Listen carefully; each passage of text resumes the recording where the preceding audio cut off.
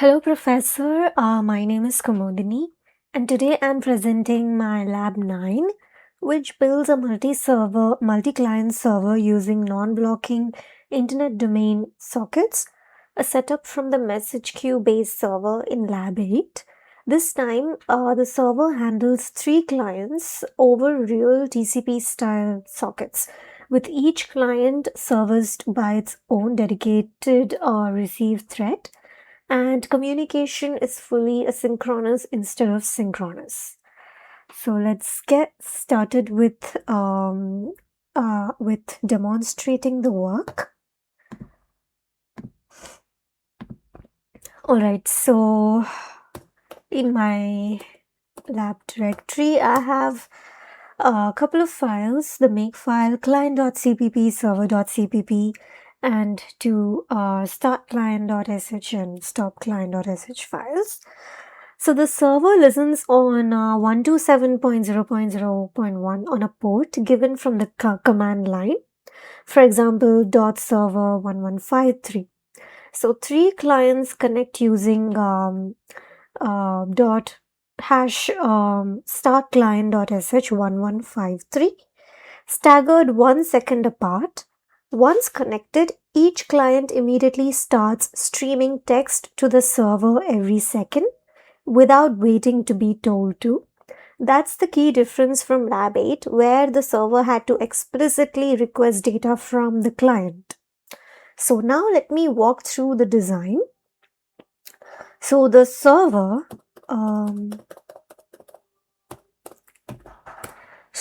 file has one master socket used only for accepting new connections, and it's set to non-blocking using FCNTL. Yeah, and that's important. It means accept returns immediately whether or not a client is waiting, instead of freezing main until someone connects. So that's the server part. Now, once a client connects, the server doesn't read from it directly in main. Instead, it spins up a dedicated receive thread for that client. So passing it in the connection file director, in the connection file descriptor, that thread sets a 5-second read timeout using set sock opt with so receive time-o, then loops calling read. If data arrives, it pushes into a shared queue string. If the read simply times out, it just loops back and checks whether it should keep running. So if we look at client.cpp, that is what we have over here. And because 3 receive threads are all pushing into the same queue, while main is independently popping from it and printing to the screen, I produce a pthread mutext to guard every access to that queue, exactly like Lab 8, but now with three producer threads instead of 1 over here in the server. So the main loop does 3 things every second. Check for a new client connection with non-blocking accept, drain and print anything sitting in the message queue, then sleep for a second and repeat. On Control C, the signal handler flips is running to false, which breaks both the receive thread's loops and main's loop. The server then writes quit to every connected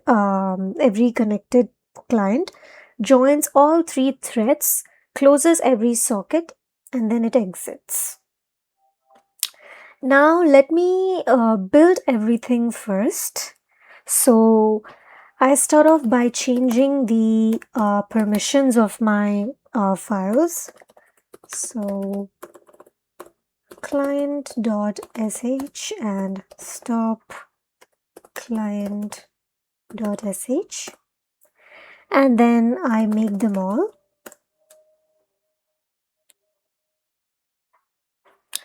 Now I run the server in one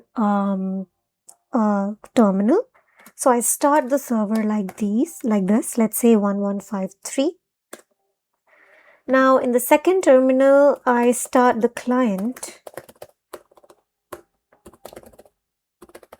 on 1153 as well, which means I'll launch all three clients. So now you can see that each client connect 1 second apart, and their messages like xparrot text start streaming into the server's output, immediately interleaved correctly across all three clients thanks to the mutex.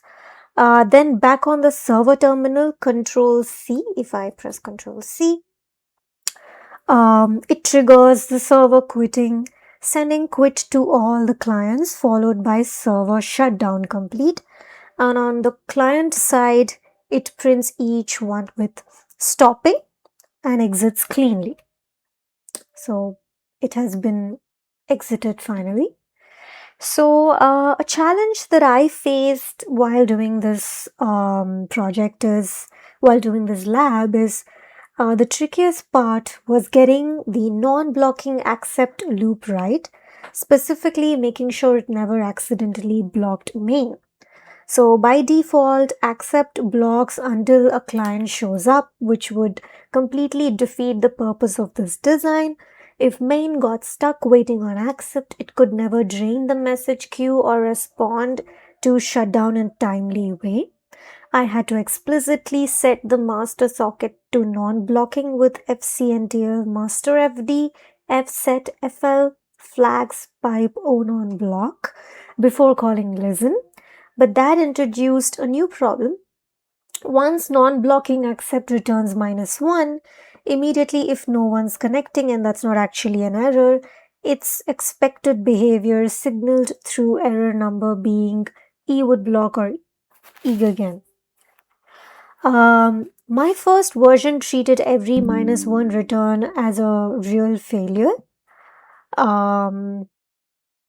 Yeah, as a real failure, and kept printing error messages every second, even when nothing was wrong. I had to add an explicit check to only log a real error if error number was something other than E would block or E again. Once I understood that no client waiting and actual socket error both come back as -1 but need to be told apart by or no, the loop worked correctly and stayed responsive. So overall, I would rate my understanding of this lab as strong. As a 9 maybe out of 10. I can clearly explain why non-blocking sockets and separate receive threads are necessary here. Synchronous, one client at a time reads simply wouldn't scale to 3 simultaneous clients without something like select or exactly this threaded design. So to wrap things up, this lab gave me hands-on experience with non-blocking input-output, per client threading, and asynchronous client-to-server communication. Thank you so much. This is the end of the video.